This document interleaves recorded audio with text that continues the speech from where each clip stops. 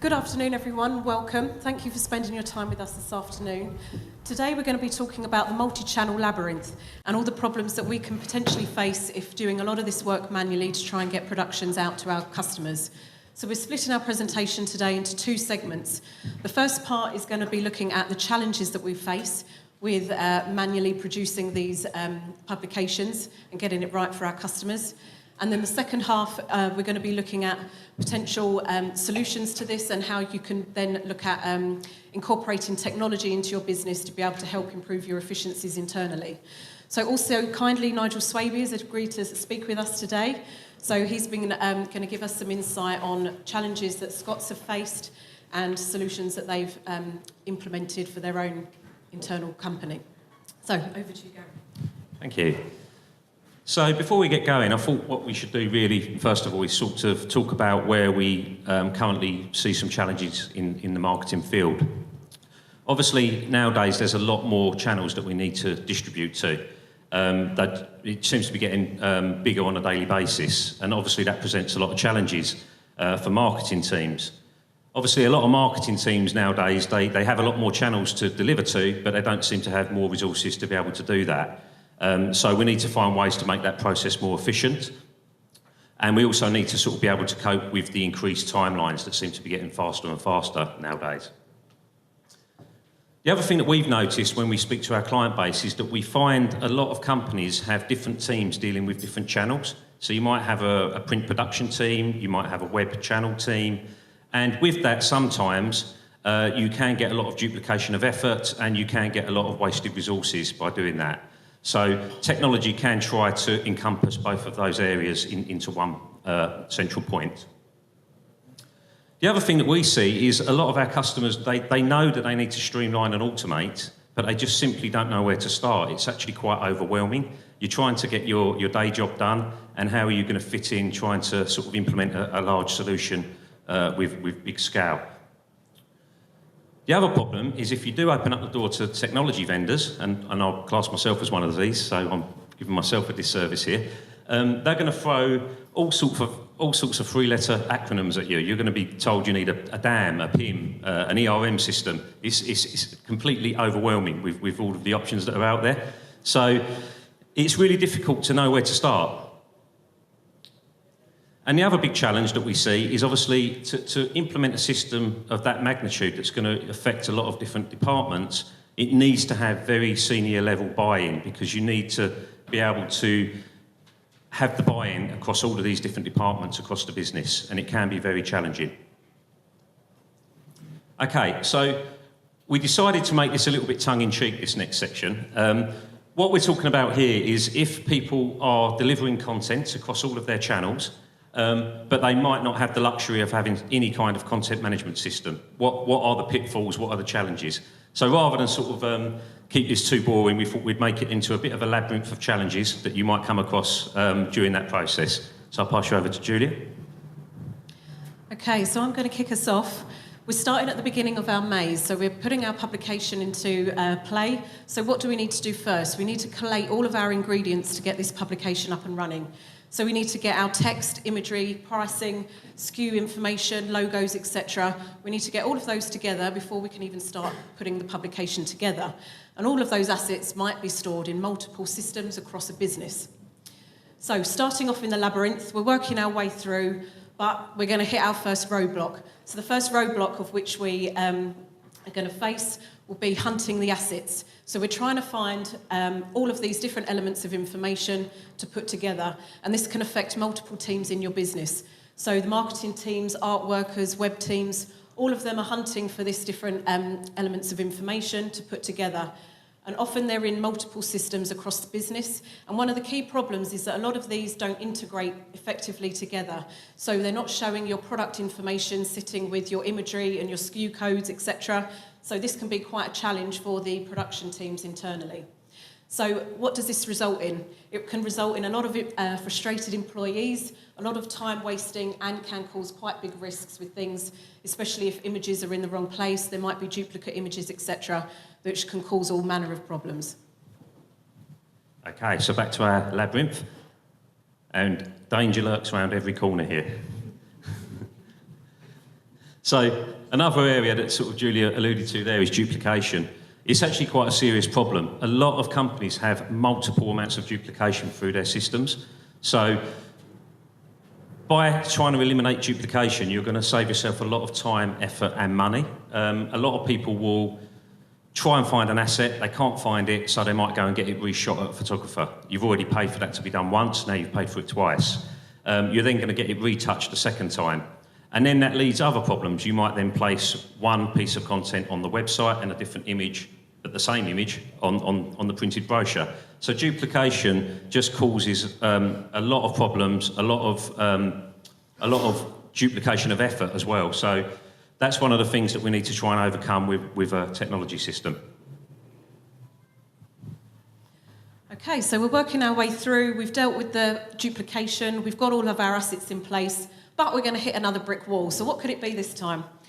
So we're now going to look at how product changes might not be filtered down or up. So once you've produced an initial catalogue or sort of mailing piece, you might have made some changes last minute on the artwork. However, this has gone off to print, but that essential information hasn't been fed back to a master database or that central source of truth where you're keeping that information. So by not having everything together or manually having to do these tasks, it's often not done because you're basically on to the next publication before you know it. So then you're having to repeat this process over and over. Okay, so what else can possibly go wrong here? So we're going to get hit by a big landslide now. So I'm going to send a bit of a chill down everyone's spine with four letters, and they are GDPR. It seemed like a topical thing to sort of bring up at this moment in time. But basically, if you're producing content manually, it's actually quite a serious point. You might have all of these assets, especially if you're working in fashion and those sorts of areas, and you might have lots of model shots with their faces in them. If you don't know what rights you have to those images and what distributions and what channels and what countries they're allowed to be used in, you could be in a lot of trouble. So having that information stored in a central system is actually vital. If you don't have that, you're going to have to do it manually. So at the worst case, you'll spend a lot of time researching to find out whether you still have the rights of a file. And the worst case scenario, the opposite end of that spectrum, is that you're going to end up getting sued for misuse of imagery, which is obviously not something that anyone wants to happen at all in this room, I'm sure. Okay, so surely we're at the end now. There can't be anything else that can go wrong, can there? Oh, yeah, no, sorry, we've hit one more explosion. Is there anything else that we can come across whilst manually producing these books? So what else? Things like flat planning. This is often quite a manual task, so people often cutting and pasting, sticking things onto walls, manually shifting things around to get the right pagination. And often you're trying to work to your market conditions, so you want to be able to get the best pagination possible, which can often be done at a late stage in the production cycle. However, being able to do this in a different way could be a potential solution to that. Repaginations can often be quite manual, going through the artwork and manually changing all of the page numbers. Equally, hard proofing is quite a time-consuming thing to be doing. You're wasting a lot of paper, printing out all of these versions and spreading them around different departments within the business, at which point everyone is putting their comments on and collating them back at the last point. And then some poor soul has to collate all of these comments back onto one master document before you can then move on to your next stage of internal proofing. So that is quite a problem that we can all face and can take quite a long time to do. So other things that might happen is, for example, the marketing team want to be reactive to the market and potentially change their pricing at a last minute. By doing this and putting it in at the last minute can be a long task as well and is open to human error and risk, and then not having your pricing matching up between all of your channels within the business. Finally, square inch analysis, something that a lot of marketeers use to be able to assess the product placement and how much value it is bringing to the business. Often done using a ruler and pad and can be taking quite a long time to do this. So as we've sort of discovered, there's lots of time-consuming elements by using manual labour to be able to put a publication together. Okay, so you can see that we've reached the end of our labyrinth, so congratulations for making it through there this far. But one last thing, all of those last-minute changes you've done in InDesign or you've done on the website, they've not been fed back to the master database. So now you already have an incorrect publication before you've even started on the next revision. So all of these things, like I said, all of these things may not apply to everyone in this room. It's a little bit tongue-in-cheek, but these are some of the common things that people have to face if they don't have a content management system in place. So what we'd like to do now is invite Nigel to sort of say a few words. Obviously, he has vast experience with some systems. I'm hoping that some of those challenges that we just described might be familiar. Thank you very much. I'll try to make this very simple. I'm the sideshow here, just the humble user of this fantastic system. What I like about today is the fact that this is another example of how this association, when it gets together, is all about sharing. We have a tradition that client-side companies, when they find something that's good and it's working, they share that information with other client-side companies. This system that has been put in place by EC2I is really working. The history of it is that we had a CMS, content management system, called Stebo Step. I hope, well, it doesn't matter if there's someone from Stebo Step in the audience, because this was a very fine CMS 15, 20 years ago. I think we bought it about 12 years ago. And it was the Rolls-Royce, described as such. I can remember at an American conference, I first evaluated it seriously, and I was told, and it was verified, that they were the best in the marketplace. Turned out they were actually based in Swindon, down the road from us. And we went ahead with Stebo Step, and it worked pretty well for a while. The problem is that the web came along, and we discovered that this was a system which was entirely oriented towards catalog publishing, and maybe off the page, but print, not digital. We also began to hear stories of the fact that there were much slicker, more streamlined systems, and we were concerned about the variation in product information in our own systems. And in fact, it was a German company who came and told us about the virtues of having a PIM, a product information system, linked to a DAM, a digital asset management system. And we very quickly worked out that we had most of the first of these, and we built a piece of software which is called FACT, and that is the repository for everything which is important to the sale of the product, and that is the basic details. Its price, its dimensions, its name, its broad description. That has now been tied in with Renaissance. In designing the custom integration of this, we were very lucky. I mean, talk about cooperation. We had the managing director of Coopers of Stortford who was able to specify it for us. And she's in this room today. And in fact, she's recently been appointed as managing director of Coopers of Stortford and deserves our congratulations for that. Victoria Laws was previously buying director and merchandising director of Scotts of Stowe.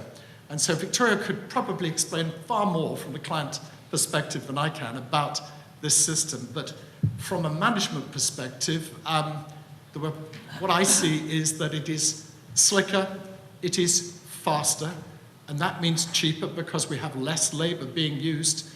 We don't have to, if we want to change one image and one copy patch on a spread, we don't have to remake the whole darn spread. We can just make that change.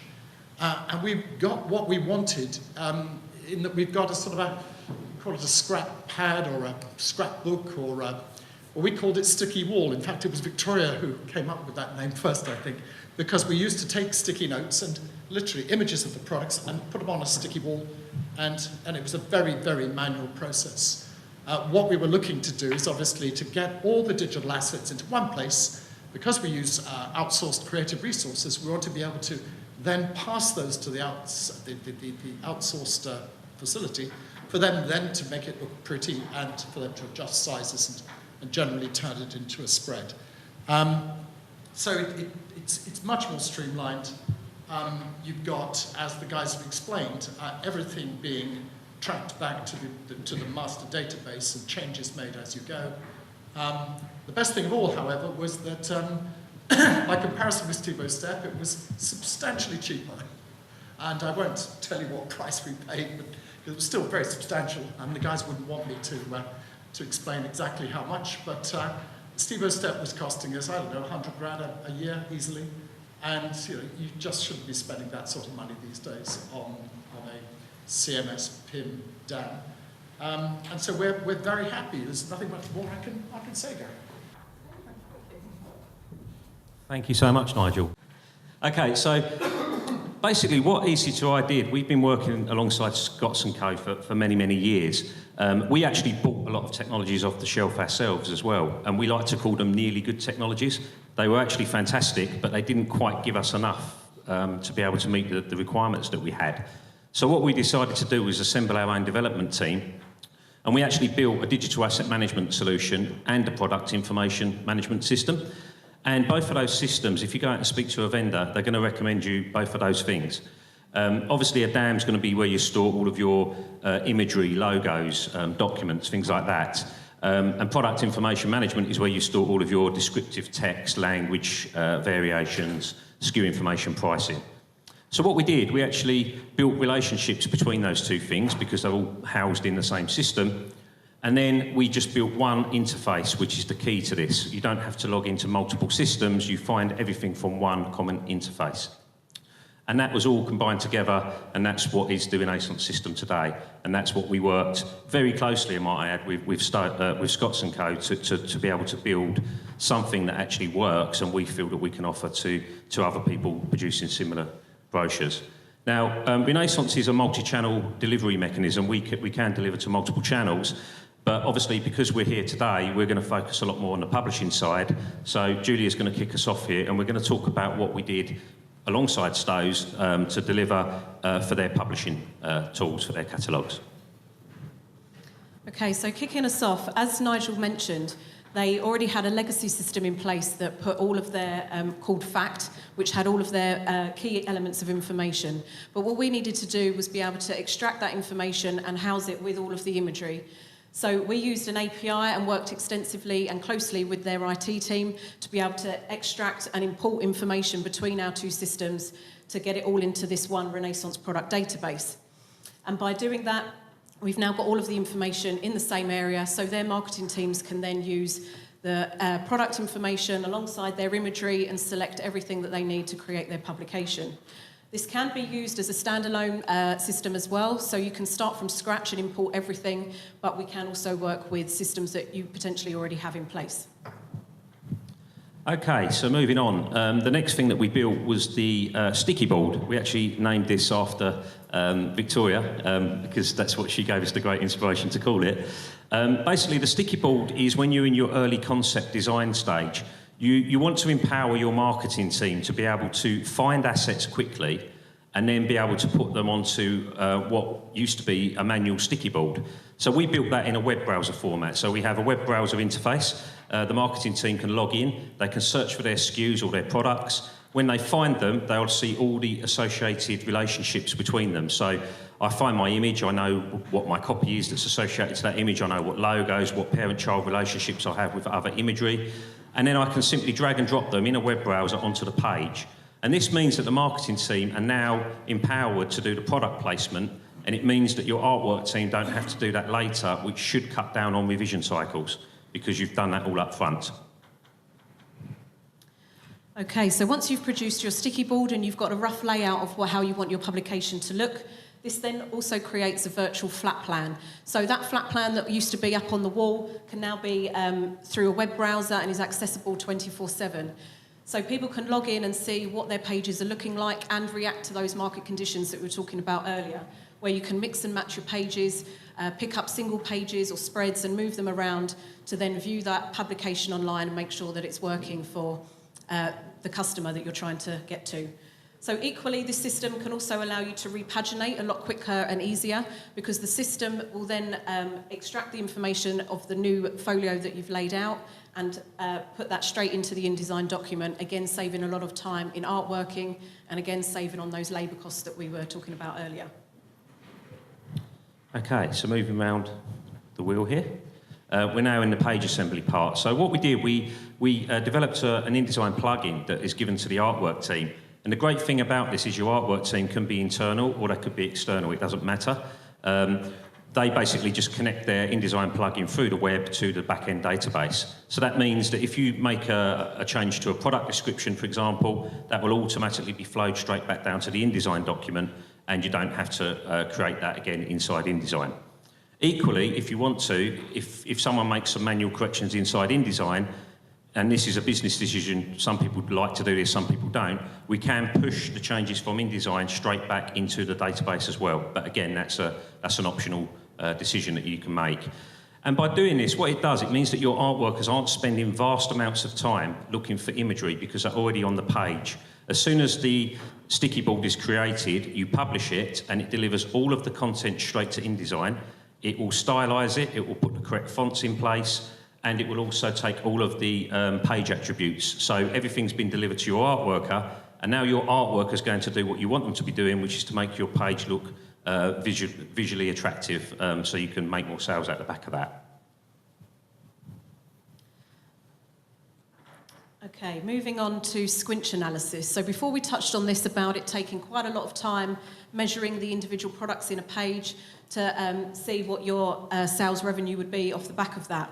But now with all of this in the system, the Renaissance Renaissance product database rather allows you to evaluate your sales statistics against the use space and placement position of the products in the publication, and it does it automatically for you. So again, saving vast amounts of time, delivering that information to you straight away. Okay, we're nearly there, guys, bear with us. So another great benefit here is the pricing data. So because you've got all of your pricing data stored inside the database, and you can also store all of your language variations as well, one of the great things that you want to be able to do when you're going to print is put the pricing in at the very last minute so that you can react to market conditions or react to what your competitors are doing. So by having it stored in a database, it means we can just manually press a button and it will flow all of that pricing information from the master database straight into the InDesign files. Obviously, if you don't have a system in place, you have to manually do that by typing it in using your art workers, which is obviously going to take a lot of time, and it can be fraught with danger as well because you've got to get a lot of corrections done at that point. Okay, so finally, we talked earlier about this being a multi-channel functionality. So not only can it feed all of your catalogues and feed the information down to your artwork page, but it can also interact with your website and multi-channels across the business. So hosting all of that information in a central area, holding your catalogue and website data together, all of the imagery can be automatically repurposed for the website and pushed directly to your website, equally with all of the data there. So you've got this central repository, that one source of truth that holds all of that information together and allows all of your teams to work a lot more quickly and efficiently because they can all look at that information in the same place, and you can be happy in the knowledge that all of your multi-channel distribution is going to be accurate and the same across the board. Thank you. So, Nigel, I was going to just quickly ask you for a couple of words, but before I do that, I'm just going to skip forward one slide and then come back again because it probably makes more sense to do this one first. Just as someone that's worked in the software industry for a long time, one of the things that I would advise, if you're going to adopt a system, I highly recommend that before you start speaking to technology vendors, try to map out your processes as much as you can. And by doing that, you're going to quickly identify where your weak points are, where your duplication and bottlenecks are. Once you've done that, I highly recommend that you sort of have a sit down and identify your product champions within the business. You can get the best technology in the world, but if you don't have good change management and good people that adopt that technology, it's kind of doomed to fail, or it will take way longer to adopt than it needs to. I'm not going to go through every point here, you'll be pleased to know, but the one thing I am going to highlight very, very clearly, because this actually is really important, is I've always found in the software world, the second from bottom point here, never underestimate the need for a dedicated project manager. A lot of people do not want to invest in a project manager. And the reason they don't want to do that is because it's just seen as a cost. But believe me, the amount of projects I've been in, huge IT projects, if you don't have a project manager, those costs are going to be tenfold because it will spiral out of control, you'll lose your business objectives of the project in the first place, and it can turn into a really big headache and a horrible mess. So please, please, please never scrimp on project managers. Okay, so Nigel, I was hoping that you could have the final word and sort of just give us a bit of insight into how it's working for you guys now that it's been adopted. I'm not at all used to having the final word, so this is unusual. No, seriously, I suppose first of all, I need to endorse what has just been said. It is so important to get the spec right on all IT projects. Get the spec right at the front end. If necessary, get a contract BA and a business analyst get him to analyze the processes, map them out. We did ours pretty damn well, but we missed a couple of tiny bits. So I would absolutely endorse that. We're very, very happy with what we've got at the end. And I'm going to suggest, in fact, that Victoria's right in the middle here. If you want to talk about this system, there's no one that knows it better from a client perspective than Victoria. And if you're thinking about going for the Renaissance solution with EC2I, then you would be very welcome to come down and see what we've got in Swindon and see whether it would work for you. So well done, guys. Thank you very much for inviting me along. Thank you, everybody. Cheers. Bye-bye.